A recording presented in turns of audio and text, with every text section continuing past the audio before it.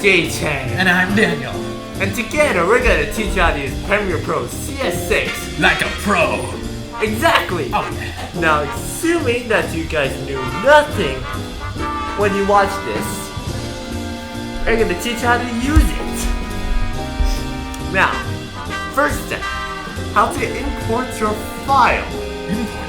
That sounds so fascinating. Of course it is. Do go on. Alright, now simply go to File. I'm gonna zoom in because we're all blind. Just in case you're blind, he's zooming in so that you understand what's going on. No, just press Import. Go to your video. Now press Import. To you. Well, that seemed pretty simple to me. And so, since Premiere Pro is one of those weird programs where you can't have two projects open at the same time, we're going to need to create a new sequence. So in order to create a new sequence, what you do is you go up again to File, up here, and you click New, again, just like before, you click Sequence. Now that you've got your sequence open, you just click OK. Here you have a new sequence. It's called Sequence 5 because we're doing some test runs. So pretty much what that does is that you drag your video to Sequence 5, and then you switch back to Sequence 1. It's a completely different timeline, so you pretty much have two different projects going on at the same time. So just so you know what that is, just go right here, switch back and forth, pick more sequences, and there you can do two stuff at the same time in the same project, which is pretty cool. Okay, Justin, back to you. Alright, now I'm going to teach you what you should do if you want a certain part of a clip, but not the whole thing, so you don't have to go cut and paste and all that other stuff. Alright, now simply click on your video. This is your preview box. What it does is that it allows you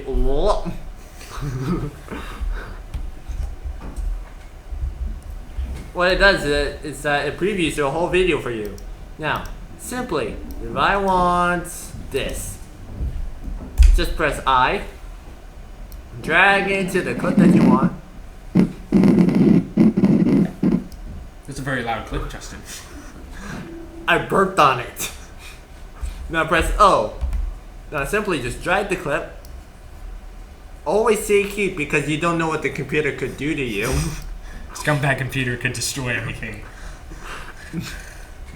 Now, the whole clip that you just selected is now gonna be here. Awesome. To you. So, now that you can do that, we'll move on to one of the harder techniques. Even I have some trouble with this one. Don't expose your weakness. Oh, it's not a weakness. It's kind of hard sometimes. I got the hang of it. It's okay. Oh, that's good.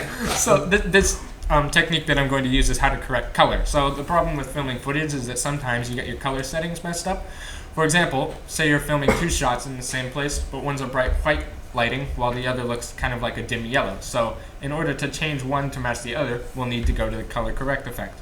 So what you do is you go up to the effects tab, which is down in your project box, and you click on the video effects tab, click on the color correction tab, and my favorite color correction style to use is fast color corrector, even though there are a whole bunch of other color corrections you can use. Experiment with yourself. Experiment with yourself if you want to try some of the others, but we're teaching you fast color corrector because, of course, it's the fastest one.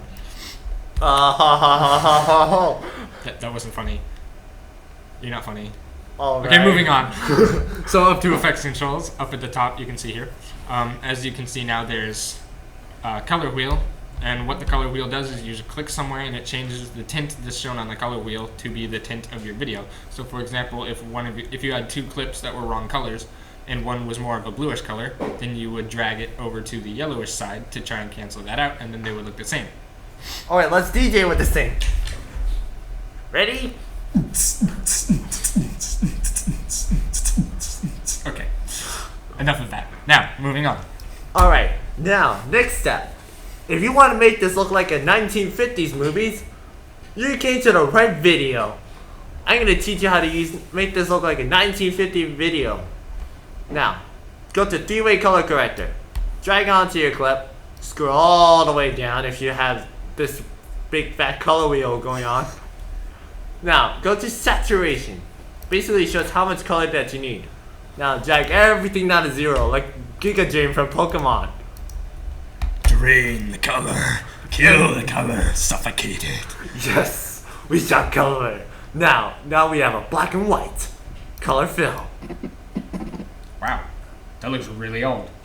Yes. Okay, so now to show you the next effect that I'm going to do is actually called leave color. And so since this effect also involves color, I'm going to need to put the color back into the clip. No! It's okay. In order to leave the color, you have to have some color in the first place, right? No So, such thing needed.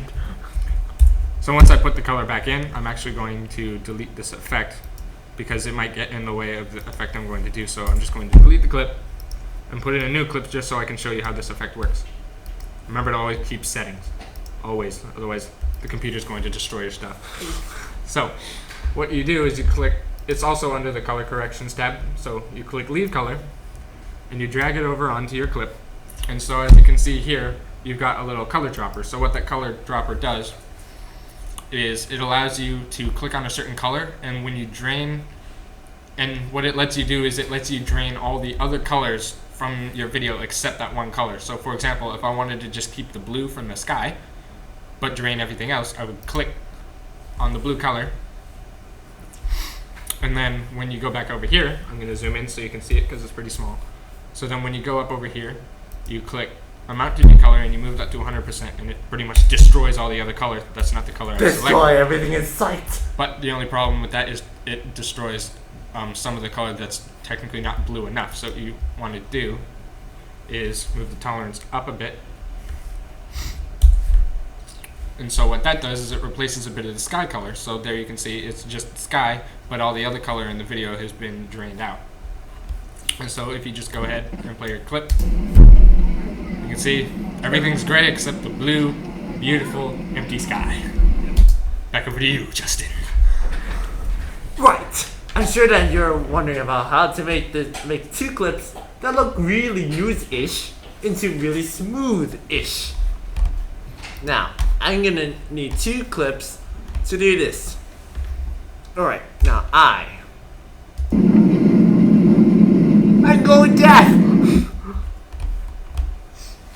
Now, simply, just drag it on. Now, if you're wondering why this little gap is here, just press Control, click, ripple delete. That way it makes it simpler.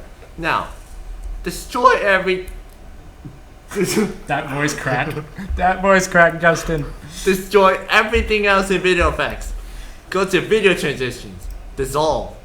I'm gonna use cross dissolve for this tutorial. You can experiment if you want to. Now, Okay, let's see it. Simply I'm just gonna pull it apart. I said let's see it. No! So loud.